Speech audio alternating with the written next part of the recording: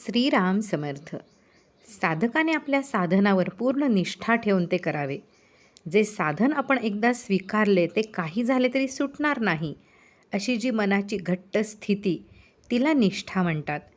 साधनाला समग्रपणा तर हवाच, म्हणजे जीवनातील सर्व प्रकारच्या प्रसंगांमध्ये साधन चालवणे जरूर आहे, पण त्या सातत्याला निष्ठेची जोड द्यावी लागते. साधकाची परिस्थिती त्याला नेहमी साथ देते असे नाही. त्याचे शरीर त्याच्या साधनात त्याच्याशी नेहमी सहकार्य करील असे नाही. पण आपण साधन सोडण्याचा प्रश्न आता उरलाच नाही. इतकेच नव्हे तर साधनाशिवाय आता जगणे शक्य नाही, अशी मनाची पक्की धारणा झाली पाहिजे. काही साधकांना ती धारणा जन्मजात असते.